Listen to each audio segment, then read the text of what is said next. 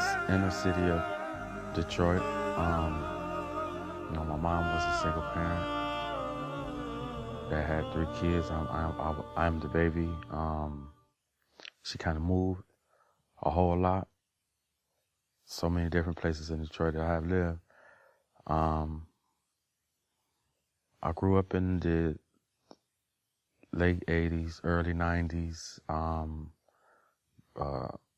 epic drug culture.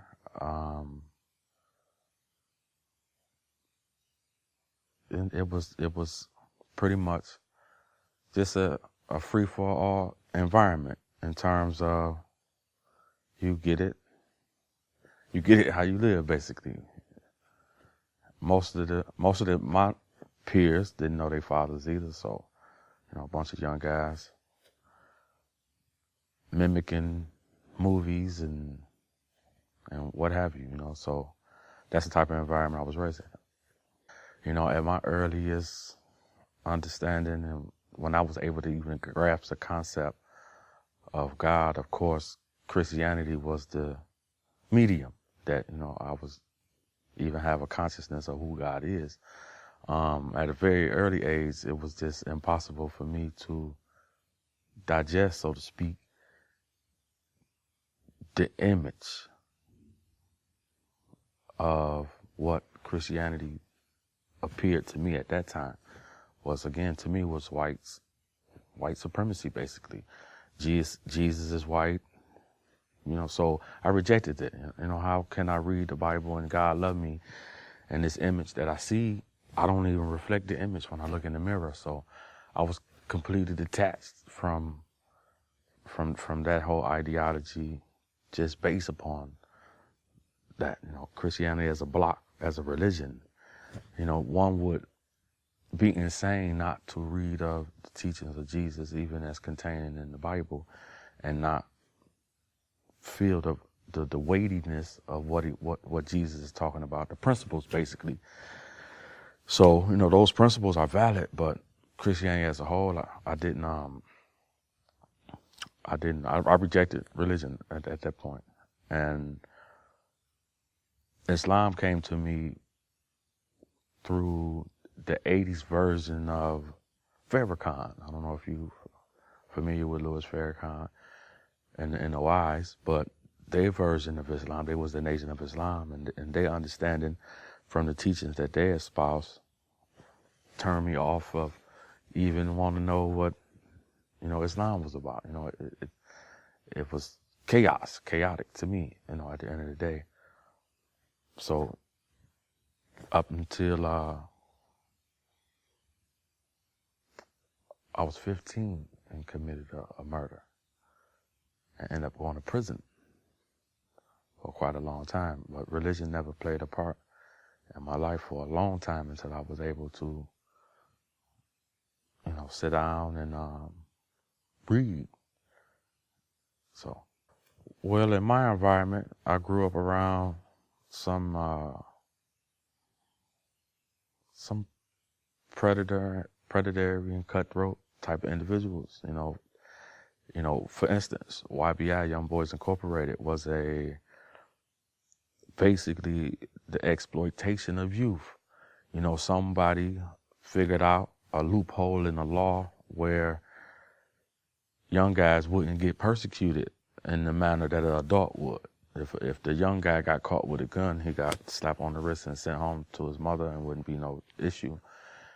So they created this organization called Young Boys Incorporated, where guys was young, they was young, and money was being made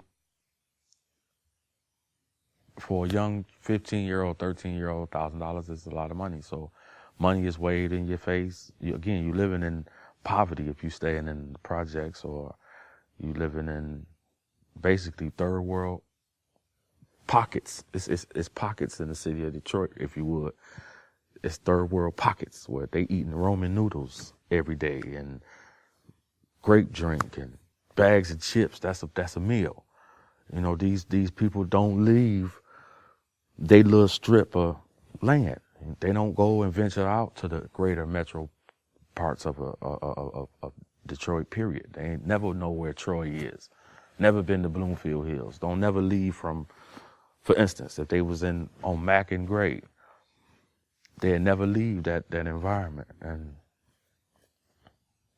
it's easy to succumb to the pressures of what's going on in the environment. I was in the county jail,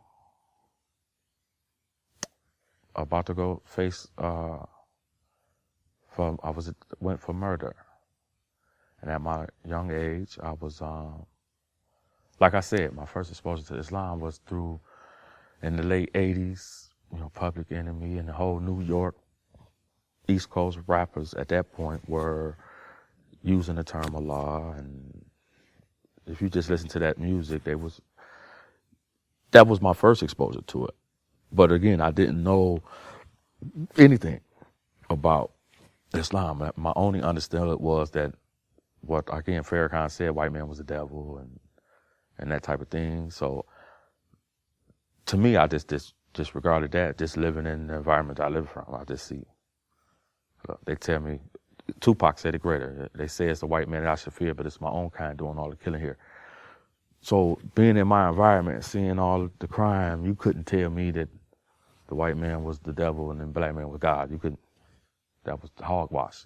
This because of what I was seeing. So that was my first exposure to Islam. But anyway, I had went to, I'm in the county jail facing my life, basically.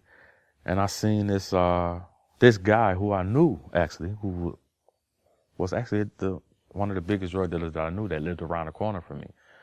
And he owned a bunch of cleaners and stuff like that. And he was in there. So he was facing some serious charges. His accusations from his wife of rape, and he had lost everything that he had, and he ended up getting found guilty and given life. But I seen him making salat, which I know is what it is now. I didn't know what he was doing at the point. And the way he smiled and the way he just was doing things was crazy. And I seen him doing it, and I sat down and I was talking to him. And when he first started telling me about, Prophet Muhammad sallallahu alaihi wasallam, I thought he was talking about Elijah Muhammad. So, it didn't really catch for a while. And he gave me the Quran. He gave me the Quran one day, and then in my cell, I started to read it, and it was like, it's deep. It was deep. It was moving. It was something that, kept telling me to think. It kept telling me to use my judgment. For instance, reading how many favors of your Lord will you deny? The Surah 55. Just reading that, it's like, wow, it just talked to me in a way that I hadn't been challenged that way, from a mental perspective. And so 1994 was my first exposure to Al-Islam and its beauty. Well, loving to read, I do have a love of reading, and having had this understanding somewhat of man, from an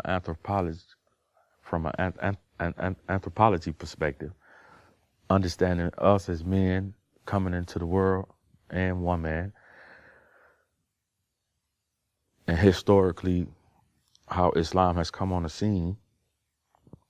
It was awesome in the sense that once you read the Bible, it left me wanting. I could clearly see the difference between Isa alayhi salam versus the ideologies of Paul.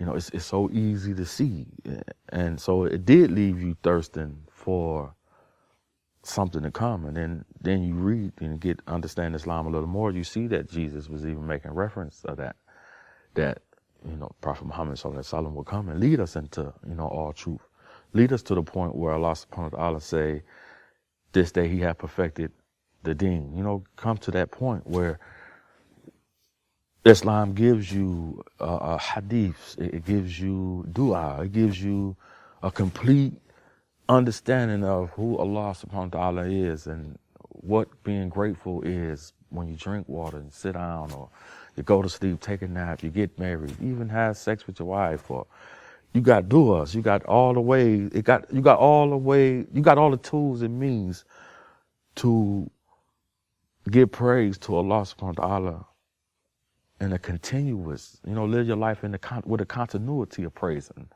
not a sporadic praise, or my car broke down, I got to give a praise to Allah, or I wanted this job, or and then we give a praise. Islam teaches you to have this continuity of praise. It teaches you to morally check yourself. You know what I mean? It teaches you to constantly reflect on right.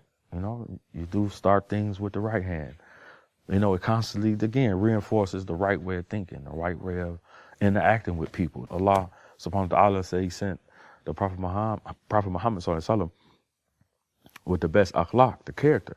We can perfect our characters.